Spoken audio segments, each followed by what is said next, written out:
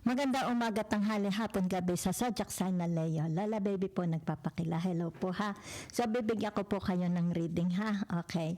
Sa general po ito pwedeng trabaho, marriage, 'di ba? Finances, it's about your health. Kung saan mo punta po itong tinatawag na general reading. Okay? So, ito po is for the rest of the days ng tinatawag na July. Yan ha? So, let's see the energy. Okay? So, na pangkasalukuyang energy. Yan ha? So, wag po natin kalilimutan, the energy is very fluid. Pwede pong magbago-bago. So, let's see. Let's begin the energy. Let's see. Meron ditong tinatawag the world, di ba? It's like hawak mo ang mundo. The world is in your hands. Yan, no? The world is in your hands. Yan, ha? It's like tinatawag, ito na, magsaya na kayo. Diba? Lutas na. Be it your health, marriage, investment, career, diba? Relationship, diba? Yan. Oh. Friends, other peoples, diba? Yan. So, ibig sabihin nito, yung tinatawag na, yan, mangyayari na, okay? It's like mangyayari or nangyayari na, okay? You can feel it, di ba? Yan. So, let's see. Yan, oh, kita ninyo, okay? What you are seeking, you will find it, okay? Yan, oh, kita ninyo. So, ibig sabihin nito, yung tinatawag, ayan oh. It's like, ito yung tinatawag na, yan ha, it's like bagong buhay, bagong ikaw, di ba? Anong hinahanap ninyo? Okay? It has something to do about medical. Meron dito tinatawag medical practitioner, 'di ba? Maaring sabihin na nating siya is albularyo, 'di ba? Yan. Kasi nakikita dito sa tinatawag the hermits, 'di ba? It's like kung halimbawa manggagamot siya, 'di ba?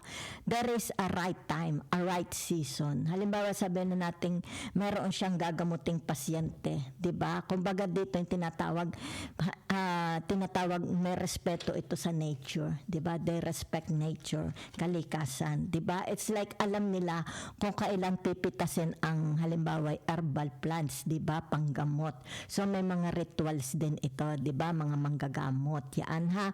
Meron din itong tinatawag halimbawa sa gayong oras pipitasin, 'di ba? Yan no, kita mo. Ito yung tinatawag meron dito mga albularyo, 'di ba? Yan. So ibig sabihin nito yung tinatawag na matandang albularyo na siya. Okay? Yan. So ibig sabihin nito, yan oh, 'di ba? It's like tinatawag nakakagawa ng wonder, okay? Miracles. Maybe a miracle plants, 'di ba? Yan. So whatever is this, it's more about tinatawag na it's about you. It's about your choice. Kaya narito ang the death, 'di ba? It's about your choice. Yan ha. Saan mo gusto mong pumunta? Sa hell or sa heaven? It's like halimbawa habang buhay ka, saan mo gustong pumunta? Sa punong-puno ng gusto mo mag-stay sa problema or gusto mong malutas ang problema mo, 'di ba? Yan.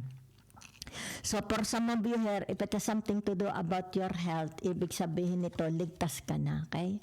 Kahit gaano pa kabagsik ng iyong tinatawag na sakit, di ba? Yan. It's like merong manggagamot sa inyo, okay? Itong taong ito is very, very powerful ang kanyang kaalaman, di ba? Yan.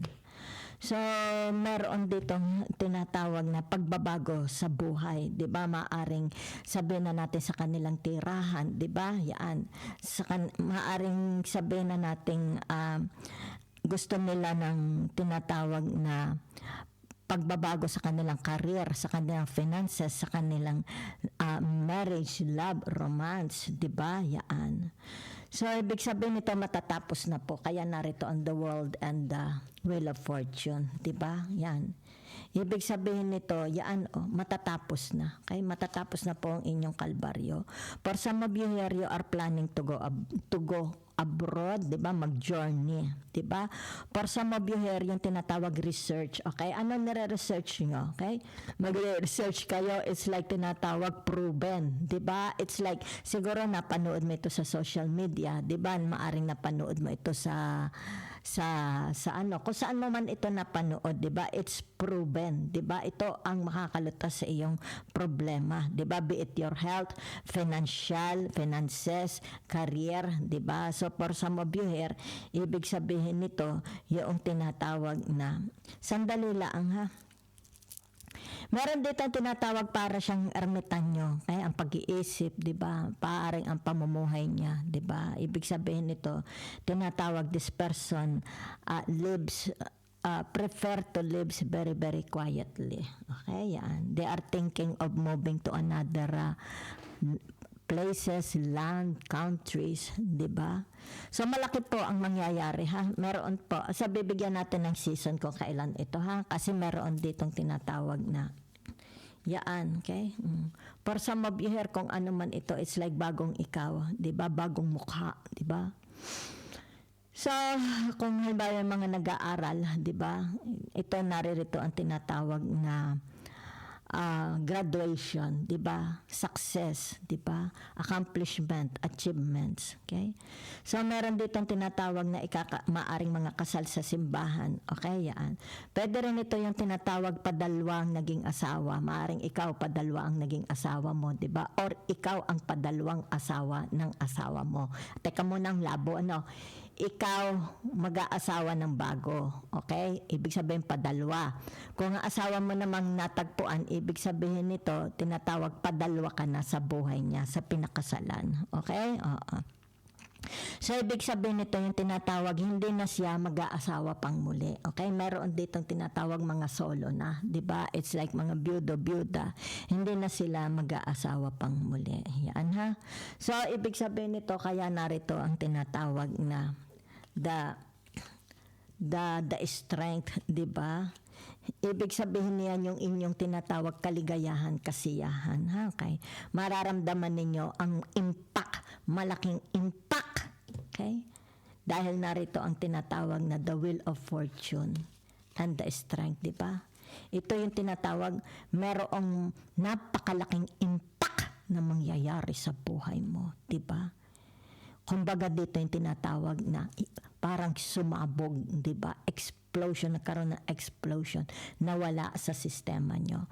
Saan mang areas ng buhay, since ito is general. Kayo na lang po. So let's see the advice and the message from the universe. Okay? Yaan. So, naririto ang tinatawag the Nine of Wands, di ba? Yan. So, ibig sabihin ng the Nine of Wands na ito is, meron ditong, okay? Hirap na hirap siyang sumulat, di ba? Yan. It's like hindi niya, kung sino man itong taong ito, ha?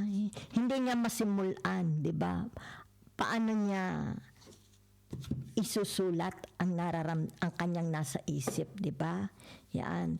Hirap na hirap siyang isulat, 'di ba? Baybayin, 'di ba? Balanghayin, 'di ba? Yung kanyang nasa isip, 'di ba? Yan.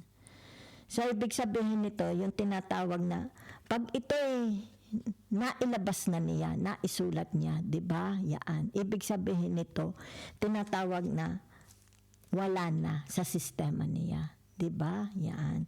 So, ang nakikita ko dito from the universe, yan. Pilitin kung ano man ito, 'di ba? Nagpapasikip sa damdamin ninyo, sa pag-iisip ninyo, 'di ba? Pilitin ninyo itong pakawalan, 'di ba? By means of writing, by means of saying, 'di ba? Para ang buhay mo is tinatawag na umalwan, 'di ba? Magkaroon ng saya. It's like you will hear the birds singing, 'di ba? It's like you will only sip every drops of champagne, 'di ba? Yan. So kung sino man ito, either ikaw ito or sila ito, 'di ba? People significant sa buhay ninyo, okay?